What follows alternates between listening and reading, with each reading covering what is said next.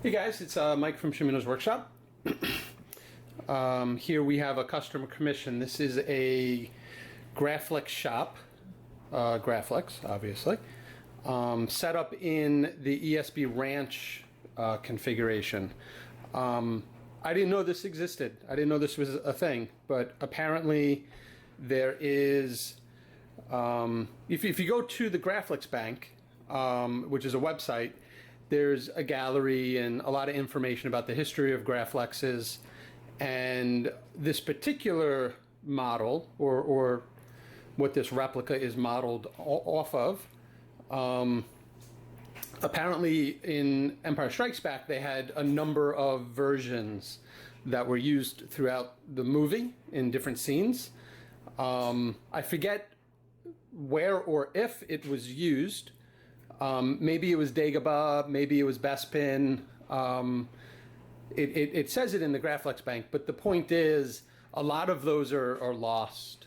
And apparently this version found its way back home at what I assume is the Luke Skywalker Ranch, and is on display there. And it looks like this, right? It has grips that I've not seen before with screws on top and bottom. It has, it has this strip, which obviously looks very much like what's on Anakin's sabers from prequels. So that's a nice tie-in. Clamp card is a little different. Red buttons top and bottom. Everything else is pretty much the same. Probably the stamping down here is different. So that was an interesting little tidbit that I learned, and now I need one, right? Okay, well, with that out of the way, so this came to me, a customer of mine likes to gather the parts and the materials, sends it over to me, and then I just install it and program. So, in here we have a Goth, I think it's an Eco Chassis, as opposed to the print it yourself chassis. So we have the Goth ECO Chassis for the vintage Graflex, which fit almost perfectly in this Graflex shop replica. I did have to sand the chassis down a little bit, because the pommel was not sliding on smooth enough. But yeah, so it has, I think, a 26500 battery. So a large battery. The chassis is actually made for a 31-inch speaker. Cal or Rick, in case I doubt you guys watch my videos, but in case you're watching, we need to reach out to you, because the website for the Eco and the print it yourself both say 28, but this is definitely a 31. Or the slot for the speaker is definitely 31. I had to create a small little 28 adapter, so that the 28 mil base speaker would fit in the adapter, and the adapter would then fit into the chassis. So not bad, looks good. What else? What does it say? It? No, but it's a 5,000 milliamp per hour battery, so a lot of juice in that. Proffieboard 2.2 SD card access up there. Shtok NPXL PCB. Buttons are the two red buttons, the slide switch. It slides, and there is the switch in there, but this particular customer did not want the switch being auxiliary, so we went with the buttons. And down here, this red button's a little bit loose. The threads are probably wasn't made for the red button to be down here like this. So we need to either add a little washer or maybe a beer tab cut, and give it a little bit of a spacer in there. But otherwise it's functional. You can take it out, you can see the button. What else? Recharge port, not removable battery. And so the way that this chassis works, you can see there's some nuts and a rod right here. Basically, the chassis stops about, I don't know, about here, right where the battery would end, and then connects to the blade holder using 440 rods and then 440 nuts to secure it. So from about, I don't know, the blade holder probably ends about here. So there's about a space right here, maybe that much space, which is kind of an empty void.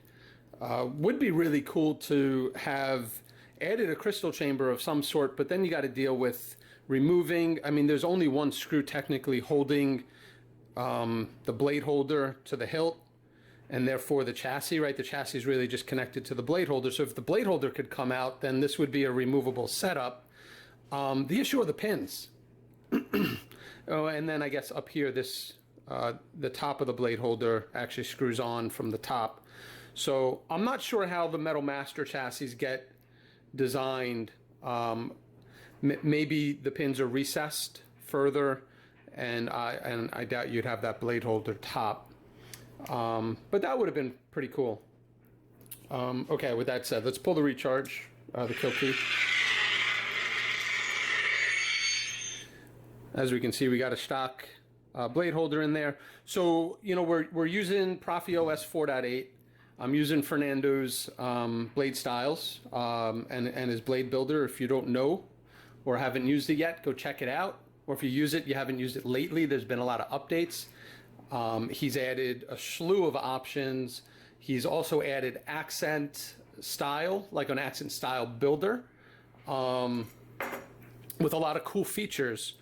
What I'm doing, I use the style builder for the main blade, and then the accent or the crystal chamber builder for the stock PCB pixels. So for example, let's do that again. Because the option I'm using, if you boot up, what you're going to see is it's going to light up. It's going to show the color of the blade, which in this is cyan. But then it's going to quickly jump to a battery level indicator for a few seconds. So when you pull the kill key, you should be, you know, so it's greenish. So battery's full charged, right? And then it goes back to just a pulsing based on the main blade color. Obviously you have a blade in there, you won't see that. But if it's just a blade plug, then that's a nice little visual indicator to show you what your battery looks up when you pull the kill key. That's pretty cool. Otherwise, when the blade is off, it's just pulsing. It has a 5-minute idle timeout, so you won't drain your battery. And all right, so let's keep the kill key there. Let's drop the blade in.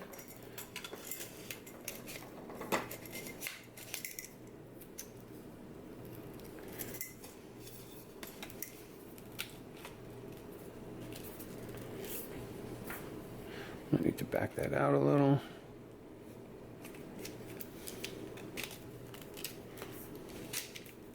Okay.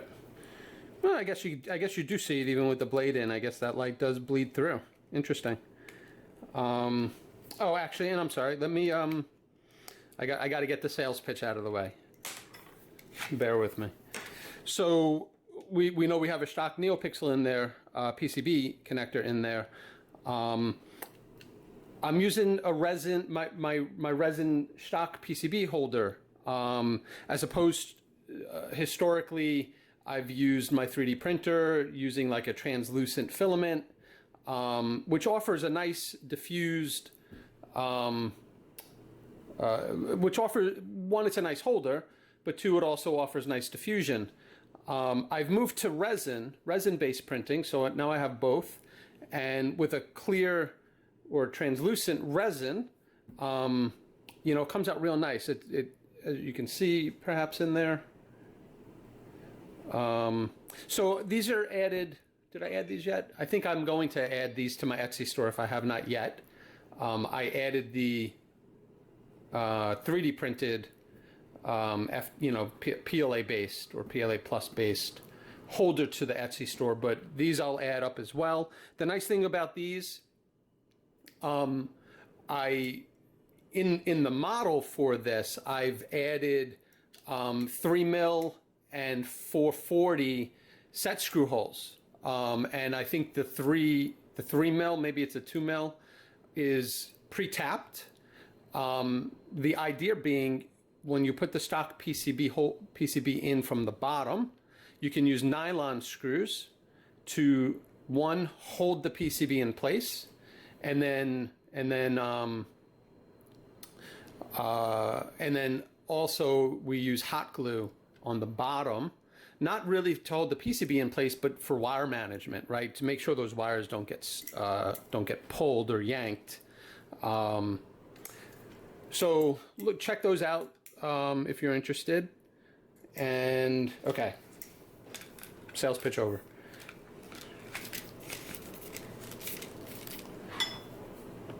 So this screw is used as blade retention. There is a blade plug. It's in the box still. I didn't put the blade plug in. The Sabers programmed for, I don't know, 130 something pixels. My demo blade only has 42, so we're not going to see all of the effects, but that's okay. I also printed a cheat sheet because ProffieOS 4, the prop files have changed slightly as compared to ProffieOS 3 or 3.9. This is the SA22 prop file. And for those that, so ProffieOS includes, I think, 3, maybe 4 now. I think you have FET's props file, you have SA22 prop file, you have the CoreOS prop file, and then I think there might be a Shtok prop file in there as well. Each prop file at the top of it defines how to use it. So if you don't have a little cheat sheet, or you don't know how to use a Saber, but you know what property file is being used, then edit the property file, and all of the commands and how to use it are right at the top of that file. This is for SA22, and I'm printing it out because things have changed slightly, and I do sometimes need to refer back to it because I'm still remembering the old way. Okay, power button. This speaker is so loud that I think the volume is set to about 1200, because it's just obnoxiously loud if it's higher than that.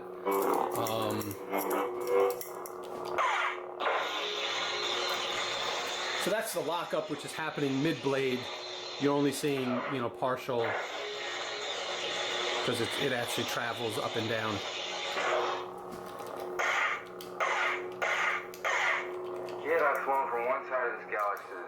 So this is Kyberphonic, a New Hope training.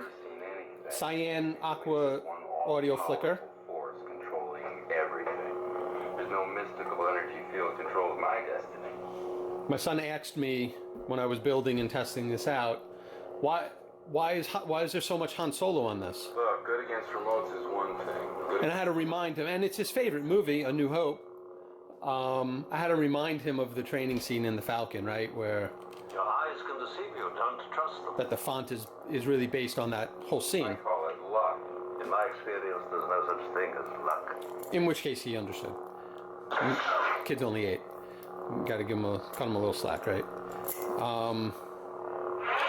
So there's a number of Graflex fonts ranging from Kyberphonic, JuanSith, KSith. All the fonts were provided by the customer. We worked through blade colors, style, building options. So this is JuanSith's Graflex 4, also cyan.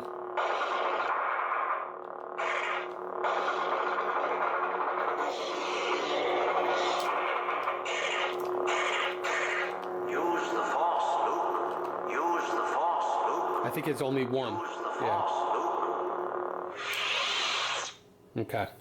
So the way it's arranged, the fonts, there's a couple of New Hope, there's a couple of ESB, obviously no Return of the Jedi, the Graflex didn't exist in the movie. Well, that's kind of cool. You're getting a little bit of light shining through the clamp because the light from the pixels are shining through the resin, the resin holder, I suppose. So that's kind of cool. You get a little bit of a light shine through there. So sorry, got distracted. Squirrel. So the fonts are arranged in movie order. So next up would be Empire Strikes Back, Hoth's scene, and Hoth. I think we went deep sky blue. Audio flicker, so you can see audio. It's flickering more, and I think that's if you hear the hum, right? You have like the wind whistling. You have a stronger hum. Audio flicker works based off of the sound. It flickers more based on how much audio there is, right? You can hear the probe droid. So that's why there's more flicker occurring here. There's audio flicker, there's hump flicker. I think hump flicker is meant to be more of a 50-50 mix of the two colors, where audio flicker is truly based off of the noise.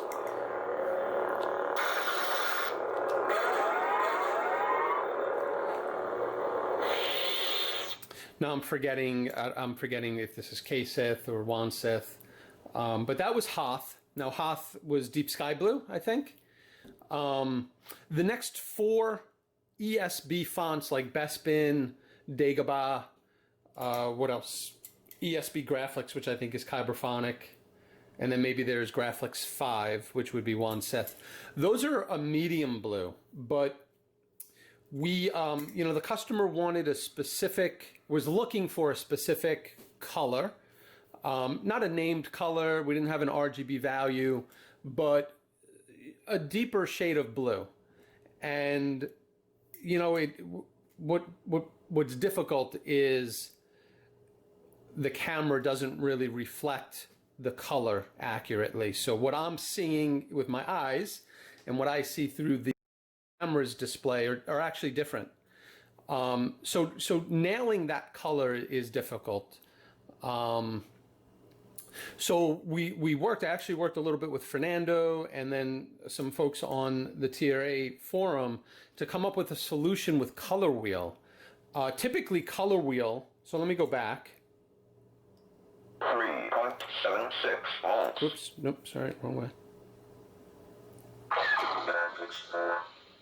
Yeah, so typically color wheel, right? Color wheels is automatic as opposed to color change. Color change, you actually have to build in your blade style what colors you want to support. Color wheel is just going to be active, kind of passively active on your blades. And the way you deal with that, and it's here, you hold power, hold power while pressing aux. You hear the tone, and now we're in color wheel mode. So you rotate the hilt, and it just kind of goes through the spectrum of colors, right? Those RGB values. But as you can see, it's, I'm rotating 360 degrees. Doesn't really... But I'm not getting 360 colors, and if I am, it's the differences are so minute. But that wasn't a good option for dialing in the blue because there's not a lot of blue options here, right? So instead, and then once you have your color, same thing, power aux, you hear your tone, it exits and locks it in, and it saves it.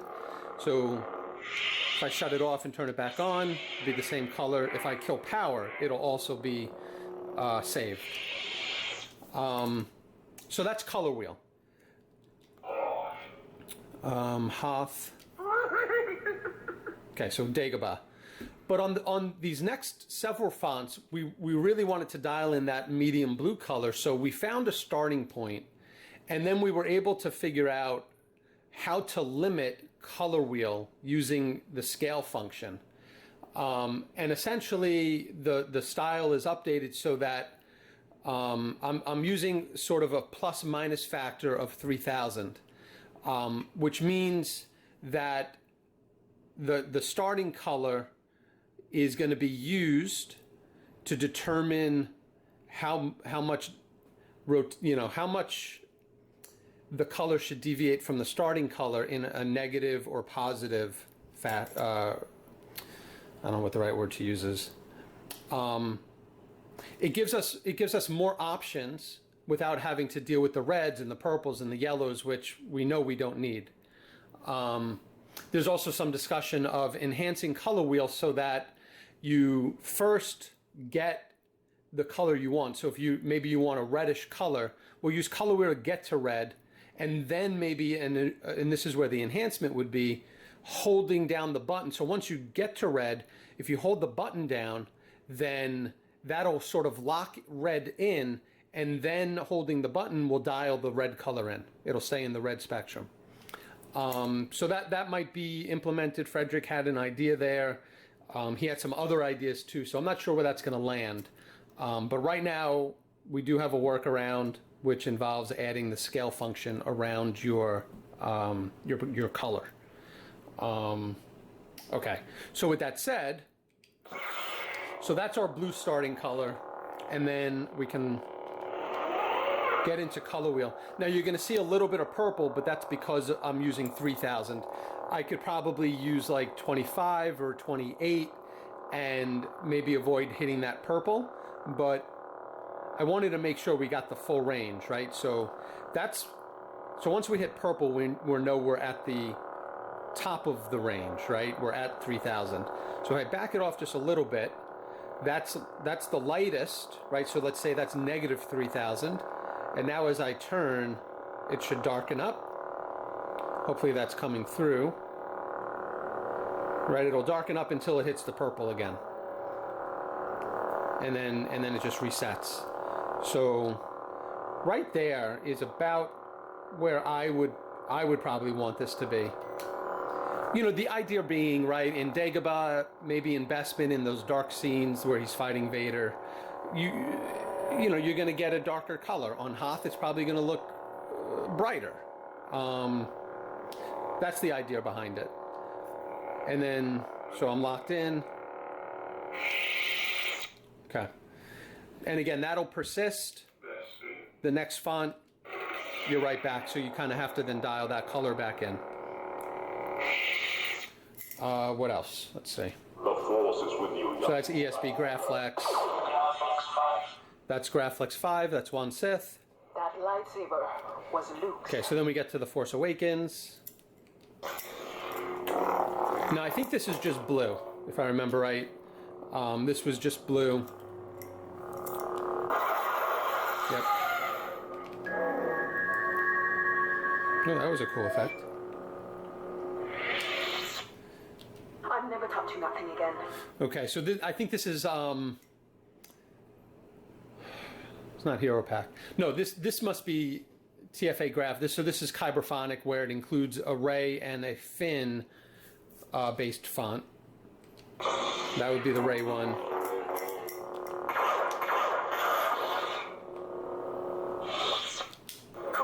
Yep, that's the Finn based one.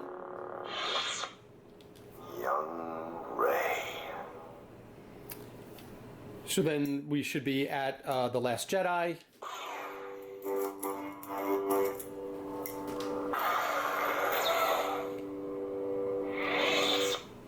Something. Okay, I believe it's this font. This font has Ray. It has the color swing effect. I believe it's this one. Yeah. This probably won't come through, and it'll maybe be difficult, but this has the effect that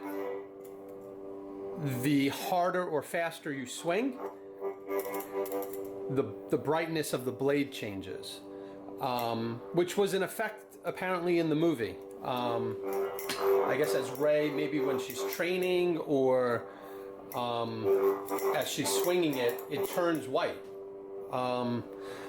So Fernando Fett was able to replicate that and offered it. So we put that on this one. Hello, the Jedi.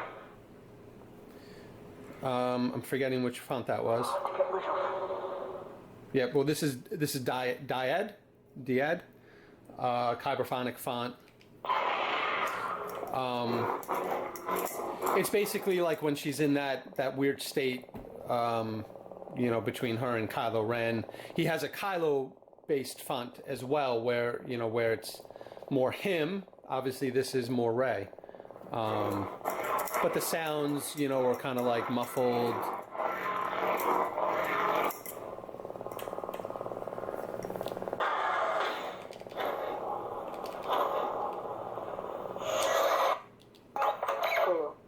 Okay, and now this is Kyberphonic. He had released a bunch of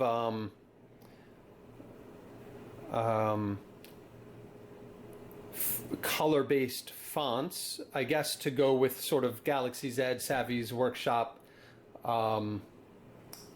Saber fonts or colors.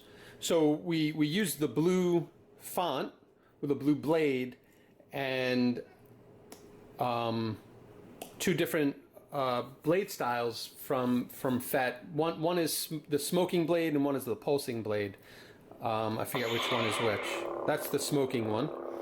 So you can kind of, I don't know if it's coming through. Yeah, it's coming through. But it kind of looks like there's smoke traveling up through the blade.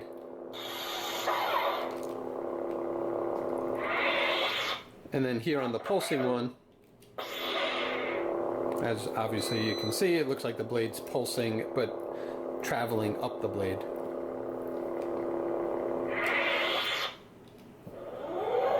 And then we're back to the beginning. So I will, you know, I use color wheel here, which means I need to go, so color wheel, when you change the color and lock it in, that gets saved to the SD card, right? So this way when you kill power, or reboot the Saber, it remembers it, right? It's looking on the SD card, on the root of the SD card specifically. There's going to be some temp files and INI files. That's where the color wheel changes are persisted. So the only way to get back to the original blade style would be to go on the SD card and remove those temp files. So I'll do that before I ship it out. This way you get it, you know, customer would receive it based on how it was originally programmed, and then they can go in and make their changes. You know, some of the other things for those kind of new to Proffie, you have a sound menu, a volume menu. So if you hold auxiliary down for about 2 seconds, so I hold it and count to 2, that'll enter volume menu. So 1, 2. You hear the tone. So now we're in volume menu. Volume up is power. Volume down is auxiliary. Now you can hear the tone gets quieter and quieter as you go down. And the tone changes to a different tone once you hit the lowest point. Now the power button brings you back up. And you hear a different tone, that means you've hit max volume. Then you lock it in with a 2-second count on aux again. 1, 2, you got your tone. Okay, so that's volume menu. So essentially you can configure the max volume in the config file when you program it, and then you can adjust the volume with the volume menu. So I might boost this volume up a little. I think 12 might be just a little bit too low. Maybe I'll go to 14, and then we can always tweak the volume using the volume menu. You know, we can do force effects. So each font, typically a maker will add some force effects. Those could either be quotes or, so that's a quote, obviously. But they could be actual force effects, like you're doing a force push or a force pull, right? So those are force effects. You trigger it by a double click of the power button. Look, good against remotes is one thing. Good against the living, that's something else. So lightning block is a double click and hold while on. So, oh wait, no, this. So that's lightning block, right? Where the Saber's blocking. Hey guys, sorry about that. My camera has been not working properly lately and decides to just shut off at some random point. I don't know if it's overheating. I don't know what's going on. But I just did a firmware update on it. I'm hoping maybe it was a firmware issue. Although I haven't really updated the firmware on this camera before. So either way, I was demonstrating and I think I was doing lightning block when it shut off. So I apologize, but let me restart.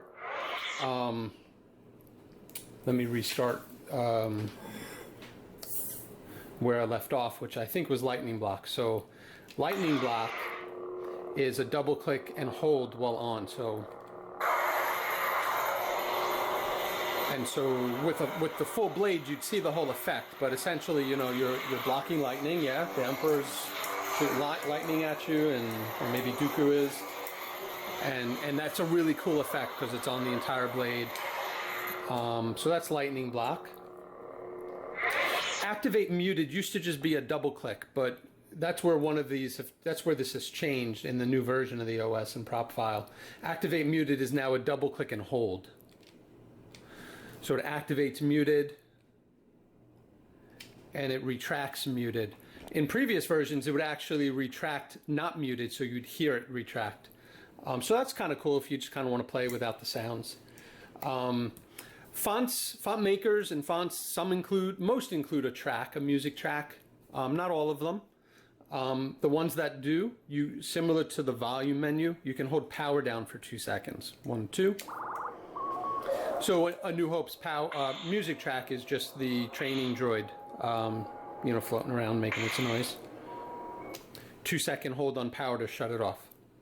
And you can activate it, 1, 2. And also run the saber at the same time.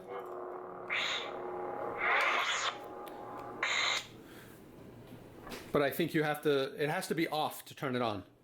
And it has to be off to turn it off. That makes sense.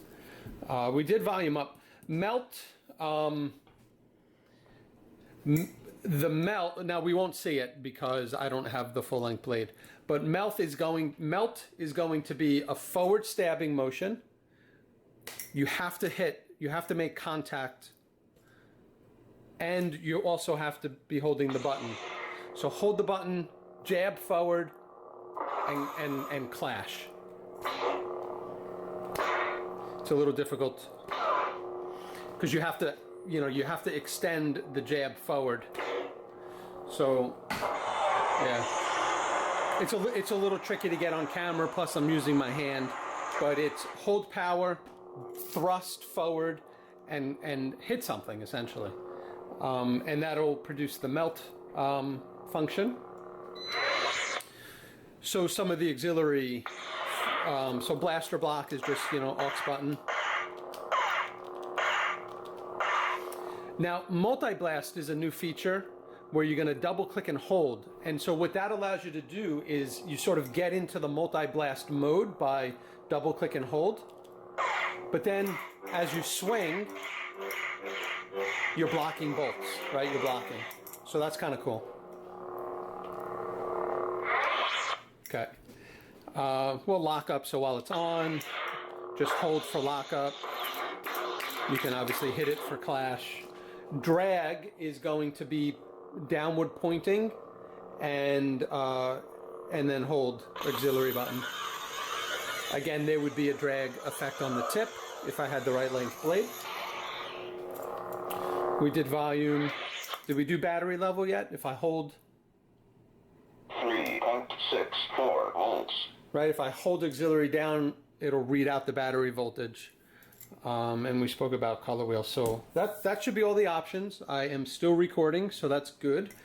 Let me put this back.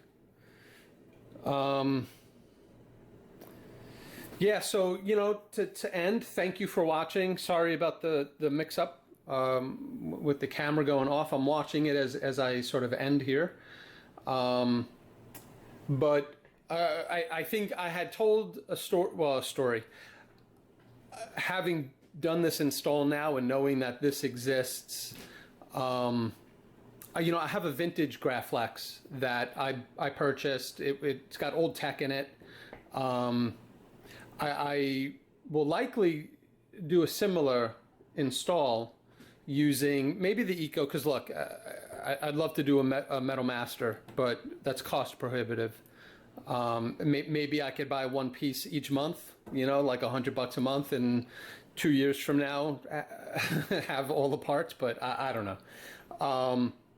But this is nice because the Goth, you know, you could do the Eco Chassis, which is really just purchasing it from Sabers, or there's the print it yourself version in case you have your own printer.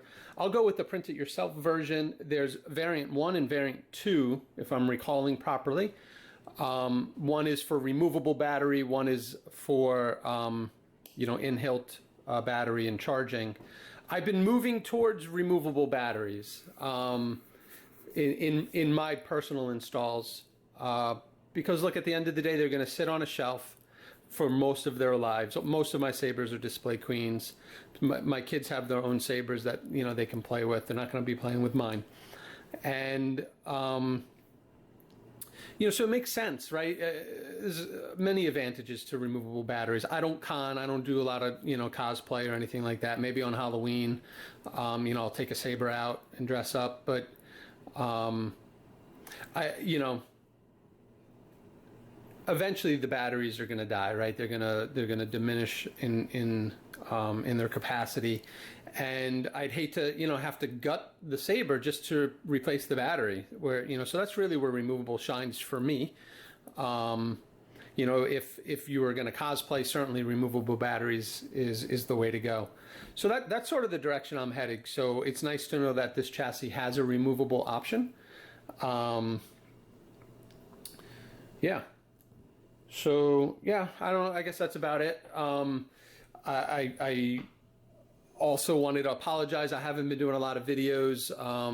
Mondays are really my only day because you know, right now kids are home from work, wife is home from, everybody's home. It's a noisy house. I have 4 kids, so I don't get a lot of opportunity to record.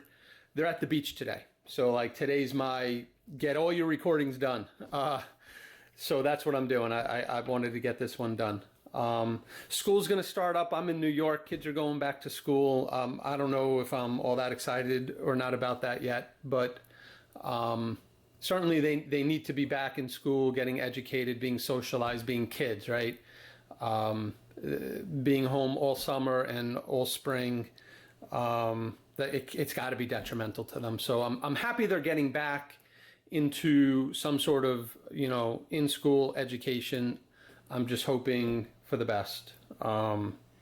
Yeah, okay, so I don't want to get into politics or anything like that, but just wanted to explain why you don't see a lot of activity on my YouTube channel.